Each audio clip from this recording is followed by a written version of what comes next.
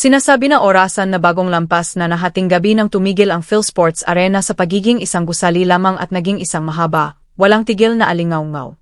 8,000 upuan, isang libreng pampublikong watch party. At sa malaking screen sa harapan ng bulwagan, kararating lang ni Alexandra Illa sa pagkuha ng ikalawang set laban kay Jasmine Paolini, 6 na laro kontra 4, kaya't kinailangan pa ng isang deciding set sa round of 16 na ng Wimbledon. Ito ang tinutukoy ng mga tao kapag sinasabi nilang, de Alex Illa. Hindi ito basta-bastang statistic, hindi headline lamang, isang buong bulwagan. Isang bulwagan sa isang bansang, hanggang kamakailan lang, wala pang seryosong tradisyon sa profesional na tennis. Gising pa hanggang lampas hating gabi kahit lunes dahil ang isang 21 anyos mula Quezon City ay 3,000 milya ang layo, nasa isang parang sa London, nakikipaglaban para sa puwesto sa huling 8 na isang Grand Slam. Matatalo niya ang ikatlong set na iyon, matatalo niya ang laban. At sa kabila nito, lalong lumakas ang ingay sa bulwagan, bilang pasasalamat sa lahat ng naroon. Iyan ang bahagi ng kwento na hindi lumalabas sa draw sheet, at iyan ang bahaging susuriin natin na mabuti sa susunod na 17 minuto, para maunawaan kung bakit nagtipon ang 8,000 Pilipino sa isang arena sa Pasig na lampas na ng hating gabi. Kailangan nating balikan ang 3 taon na ang nakalilipas sa isang graduation ceremony sa isla ng Mallorca. Ang naghandog na mga diploma sa Rafa Nadal Academy ng araw na iyon ay si Iga Swiatek, noon ay world number 1, bagong koronang French Open champion. Isa sa mga nagsipagtapos na lumapit para tanggapin ang kanilang sertipiko ay si Alex Illa.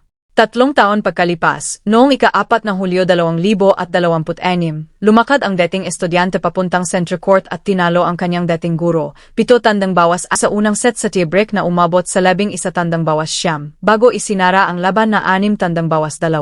Bago pa dumating si Illa, ayon sa Los Angeles Times, ang pinakamataas na ranggo ng isang Pilipina sa kasaysayan ng WTA singles ay si Marie Chris Fernandez-Gents, na umabot sa numero 284 noong 1999. Kasalukuyang nasa numero 32 si Illa, at ayon sa mga ulat, patuloy pa itong akyat pagkatapos ng Wimbledon. Hindi ito isang paglukso lamang, ito ay isang buong hagdanan. Kaya't dito papasok ang tunay na tanong na kwentong ito, at ito ang tanong na gustong itanong ng channel na ito ng malinaw sa halip na sentimental lamang. Isa bang Cinderella moment ang ating pinagmamasdan o isang structural shift sapagkat magkaiba ang dalawang ito at mahalaga ang pagkakaiba, lalo na sa mga Pilipinong manonood na naranasan ng madismaya sa mga atletang tinawag na ang kinabukasan, ngunit hindi rin naman natupad. Totoo ang panig ng Cinderella story. 21 taong gulang pa lamang siya. Wala pa siyang panalong WTA singles title. Kamakailan lang, noong Hunyo ng taong ito, mas mababa pa ang kanyang ranggo kaysa ngayon. Isang mahalagang 4th round pa lamang ang naranasan niya sa isang Grand Slam. Kung nais mong ipaglaban na ito ay isang magandang sandali lamang na malimutan din pagkatapos, may puwang ang mga numero para sa argumentong iyon. Ngunit nasa katotohanan na ebidensya ang panig ng structural shift. Noong Marso 2026, umabot si Illa sa career high na world number 20, ang pinakamataas na naabot ng isang Pilipina, sa isang malaking agwat na hindi man lang napapansin na karamihan. Bago palman ang Wimbledon, nanalo siya sa Birmingham Open sa grass court. Umabot siya sa semifinal sa Berlin, tinalo ang dating Wimbledon champion na si Elena Rybakina. Sa daan, inanyayahan pa siyang maglaro ng doubles kasama si Venus Williams sa Bad Homburg, at pagkatapos dumating siya sa Wimbledon, kauna-unahang naging seeded sa isang Grand Slam sa numero 20 at tinalo ang defending champion sa center court. Hindi ito isang Cinderella pattern. Isang beses lang nananalo ang Cinderella. 2 beses na natalo ni Alex Illa si Swiatek sa loob ng 15 buwan, isang beses sa Miami noong 2025 at isa pa sa Wimbledon noong 2026. Ang tamang salita para diyan ay hindi swerte. Ito ay ebidensya. Kaya't suriin natin ang ebidensya, hindi para maghain ng kaso, kundi para ilahad ito ng tapat, ayon sa aktwal na pagkakasunod-sunod na mga pangyayari, para masuri mo mismo kung ano ang ibig sabihin nito. Simulan natin sa ginawa ng pamahalaang Pilipino. Nang naitakda ang laban ni Illa sa 4th round laban kay Paolini sa oras na malapit ng hating gabi sa Maynila, 3 ahensyang may kaugnayan sa gobyerno, ang Philippine Sports Commission, ang Metropolitan Manila Development Authority at ang Philippine Tennis Association, ang nagbukas ng PhilSports Arena sa Pasig, na may kapasidad na humigit kumulang 8,000 bilang libreng pampublikong watch party. Kinumpirma ito ng sariling social media channels ng Philippine Sports Commission at ng Inquirer Sports. Ito ang uri na infrastruktura na itinatayo na isang bansa para sa isang world title fight sa boxing, para sa pambansang koponan ng basketball. Hindi ito karaniwang ginagawa ng Pilipinas para sa tennis, at hindi rin ito nag-isang pagkakataon lamang. Nagkaroon na ng isa pang watch party para sa laban-laban kay Wittek. Malamang na magkakaroon pa ng isa para sa US Open. Ang ibig sabihin nito ay hindi lamang na mahilig sumakay sa bandwagon ang mga Pilipino, lahat naman ng bansa mahilig diyan. Ang ibig sabihin nito, inilalaan ng gayon ng mga institusyon sa Maynila ang kanilang mga rekurso batay sa kalendaryo ni Ella. Iyan ay isang structural signal, hindi lamang sentimental. Gayon, pagmasdan natin ang laban mismo. Sabado, ika-4 ng Hulyo, sa Center Court, 8:30 ng gabi oras doon, isang huling laro sa ilalim ng saradong bubong laban sa defending champion. Kinumpirma na ulat ng BBC na naitangi ni Ella ang 8 sa 11 break points na kinaharap niya, tumama ng 24 winners kontra 21 unforced errors, at isinaa ang ikalawang set ng 6-2. Inilarawan ng New York Times Athletic Desk ang resulta bilang posibleng pinakamasakit na talo sa isang taon ng matagal ng mahirap para kay Wittek. Hindi ito kaso na masamang paglalaro ni Wittek. Ito ay kaso ng pagiging tunay na nadaig at alam iyon ng mga manonood. Doon sa opisyal na channel ng Wimbledon, tumanggap si Ella ng standing ovation nang matapos ang laban. Hindi dahil sa pagsipot lamang, hindi dahil sa pagsusumikap, kundi dahil sa panalo. Ngunit kung nais mong tunay na maunawaan ang Alex Ella effect, kailangan mong tumingin ng malayo sa court. Sa isang feature ng Los Angeles Times na inilathala noong ika-29 ng Hunyo, inilarawan kung ano ang nangyayaring gayon saan man maglaro si Ella. Mga nurse mula Birmingham, mga inhinyero mula Berlin, mga estudyante mula Melbourne, mga pamilya mula Toronto. Lumalabas ang isang bandila sa mga upuan, pagkatapos isa pa, pagkatapos mga sigawan sa Tagalog. Sa Australian Open noong Enero, pumila na matagal ang mga Pilipinong tagahanga sa labas ng Court 6, hindi para panoorin siya maglaro, kundi para lang panoorin siya mag-practice. Puno na ang Court 6 kahit para lamang sa isang practice session. Iyan ang bahaging hindi kayang saklawin ng ranggo, na head-to-head record, at ng premyong pera. Nang gayon, ayon sa opisyal na website ng WTA, umaabot na sa $871,438 para sa season na ito, dahil hindi lamang ang tennis mismo ang gumagalaw dito. Ang heograpiya ang gumagalaw. Bawat torneong laruin niya ay nagiging, sa loob ng isang linggo, isang sanggay ng Pilipinas. Iyan ang ibig sabihin ni Marie Jo Fernandez. Iyan ang kanyang tinutukoy. Huminga muna tayo dito, dahil dito na huminto ang kwento sa pagiging tungkol lamang sa isang manlalaro na tennis, at nagsisimula na maging tungkol sa isang bansa. May isa pang ebidensya, at ito ang pinakamalaki. Bago si Alexandra Illa, sa buong kasaysayan ng profesional na tennis ng kababaihan, ang pinakamataas na ranggo ng isang Pilipina ay numero 284 sa mundo. Iyon ay si Marie Chris Fernandez Gents, noong 1979, 27 taon na ang nakalilipas. Ang agwat sa pagitan ng numero 284 at ng career high ni Ella na numero 20 ay humigit kumulang 255 pwesto sa ranggo. Sa isang sport na may mahigit 1,500 ranked na profesional, hindi ito panti-unting pag-unlad lamang. Ito ay isang structural break.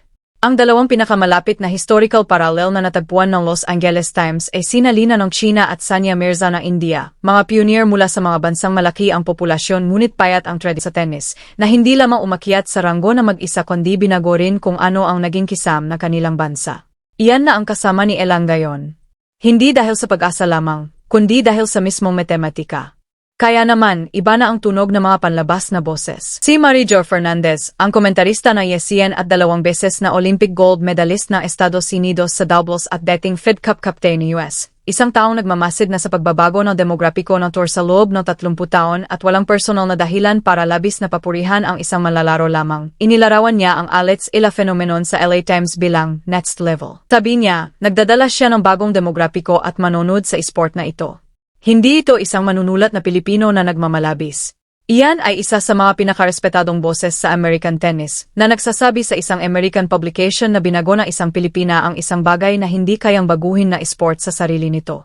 Sa BBC Sports World Broadcast, ang veteranong sports journalist at dating manlalaro ng tennis na si Gian Castillejo, na sumasakop na sa balita ng sports sa Pilipinas sa loob ng maraming dekada, ay malinaw na inilahang panig ng diaspora. Nagsimula ang laban ng 8:30 ng gabi oras doon, at lahat sa social media ay sumusubaybay sa laban at nagpo-post tungkol sa Filipino pride. Sinabi niyang daan-daan at libu-libong text mensahe ang natatanggap niya mula sa napakaraming tao. Gustong-gusto ng lahat na maging bahagi nito. Naramdaman ng lahat na sila ay bahagi nito. O what Filipino? At sa likod na eksena, sinabi ng coach ni Ella, ang veteranong si John Bosch, sa LA Times na ang pang-araw-araw na proyekto ay hindi ang mga panalo, kundi ang pagtuturo sa isang 21 anyos na i-filter ang ingay. Sinusubukan nilang ipaunawa sa kanya kung gaano kahalaga ang pagtutok sa tennis, sabi niya. Laging magkaroon na isang layunin at isang layunin kayang abutin. Mayroon siyang mahusay na pag-isip sa kung paano makamit ang mga bagay-bagay. Kahit si Venus Williams, matapos ang kanilang doubles pairing sa Bad Homburg noong nakaraang buwan, inilarawan si Ila bilang napaka-competitive sa court. Mula kay Venus, hindi ito isang maliit na pangungusap. Kaya't isalang-alang natin kung ano ang kabuuan ng lahat na ito sa struktural na paraan. Ang Pilipinas ay may populasyon na humigit kumulang 113 milyon, at ginagawa itong ika-13 pinakamalaking bansa sa mundo. Bago pa si Ila, halos wala itong naipagmamalaking profesional na tennis at wala ring tennis na kababaihan na may kabuluhan sa tour. Ang sandali sa Australian Open, kung saan pinuno ng mga tagahanga ang isang practice court, ay hindi galing sa komunidad ng mga Pilipinong dinala mula Maynila. Ito ay isang diaspora na naroon na sa Melbourne, naroon na sa Sydney, naroon na sa Berlin, naroon na sa Toronto, naroon na sa Birmingham, na hindi pa nagkaroon ng dahilan noon para magtipon sa isang tennis court. Iyan ang ibig sabihin na isang cultural symbol, hindi isang manlalaro na kumakatawan sa isang bansa, kundi isang manlalarong nagpapakita sa isang bansa sa sarili nito, sa isang lugar na hindi pa nito nakita ang sarili dati. Inulat ito ng Los Angeles Times noong ika-4 ng Hulyo sa isang linyang dapat isalarawan ng Mayngat. Lahat sa bahay ay nanonood, at si Ila, hindi ang mga pinakasikat na pangalan sa torneo, ang buong kwento. Sa torneo kung saan ang bumabalik, 7 beses na kampiyon na si Serena Williams ay inaasahang mag-aangkin ng bawat usapan, ang kwentong kumalat, na nagningning sa mga feed mula London hanggang Maynila hanggang San Francisco, ay tungkol sa isang 21 anyos mula sa isang bansang hindi pa nakagawa ng isang 4th rounder sa Grand Slam. Iyan ang pagbabago. Iyan ang epekto. At pagkatapos, sa katotohanan, natalo siya. Kailangang sabihin ito ng malinaw, dahil ang isang kwentong nagkukunwaring hindi ito nangyari ay isang kwentong minamalit ang kanyang paksa. 2 araw pagkatapos ng center court, sa 4th round, kinuha ni Jasmine Paolini ang unang set laban kay Ila, 6-4. Bumalik si Ila at nanalo sa ikalawang set, 6-4. Ang sandaling iyon ang sumabog ang PhilSports Arena sa Pasig, ayon sa lokal na balita mula sa The Freeman. At pagkatapos, nadulas na ang ikatlong set, 6-3 at natapos na ang Wimbledon run ni Ila. Ang mahalaga ay ang sinabi niya pagkatapos. Hindi niya sinisi ang surface, ang schedule o ang presyon ng mga manonood. Sinabi niya sa mga reporter ayon sa Tennis 365 na napakaraming positibong bagay na makukuha mula sa kanyang run. Mas maga sa taong ito, sa Australian Open, hayagan niyang inamin na natulala siya sa dami ng tagahangang pumila para lamang panoorin siyang mag-practice. Ang pagiging mature ng kanyang Wimbledon etset, ang kalmadong pananaw, ang pagbibigay diin sa mga positibo, ang pagtanggi na magkwento na mali tungkol sa sarili ay hindi lamang isang katangian ng personalidad. Ito ay buwan-buwang paglago, nakikita ng tunay. Kaya't saan tayo dinadala nito? Dinadala tayo nito sa isang 21 anyos na tumalo sa defending Wimbledon champion sa center court noong ika-4 ng Hulyo, 2026, at pagkatapos ay tapat na natalo sa susunod na laban, at pagkatapos ay sinabi ang totoo tungkol sa dalawa. Dinadala tayo nito sa isang bansang nagtayo ng isang 8,000 upuang arena sa hating gabi para panoorin siyang maglaro at nanatili roon kahit natalo siya. Dinadala tayo nito sa dating kisam, ranggo numero 284, si Marie Chris Fernandez Gents, noong 1979, na hindi na nakatayo bilang isang pagkahambing, kundi bilang isang marka sa peder na isang gusali na nakiat na niya at umabot na sa bubong. At dinadala tayo nito sa isang bagay na sinabi mismo ni Alex Ela matapos ang laban-laban kay Witek, na siyang pangungusap na pinagtutunguhan ng buong kwentong ito. Nagsanay siya araw-araw pagkatapos ng class, suot ang kanyang mga medyas na may frills, mga sapatos na may ilaw at ang kanyang mataba pang mga pisngi. Sa kanyang nakaraang sarili, anya, lahat ito ay para sa kanya. Iaalay niya ito sa kanila, sa kanyang pamilya, at sa lahat ng mga batang babae na may medyas na may frills at mataba pang pisngi. Napakalaki na ibig sabihin nito.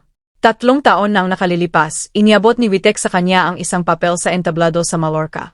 Noong ika-4 ng Hulyo, iniabot naman niya kay Witek ang laban. Ang PhilSports Arena sa Pasig ay hindi pupunta kahit saan. Gayon din siya. Visor na suot niya kapag naglalaro siya, nakaborda sa Tagalog, ang mga salitang pinili niyang dalhin sa bawat court sa buong mundo. Kapag lumaki na ito, hindi na ito mapipigilan. Kung ang kwentong ito ay may kabuluhan para sa iyo, mag-subscribe at manatili sa amin. Magsisimula na ang US Open Series sa loob na ilang linggo, at naroon kami para sa bawat kabanata.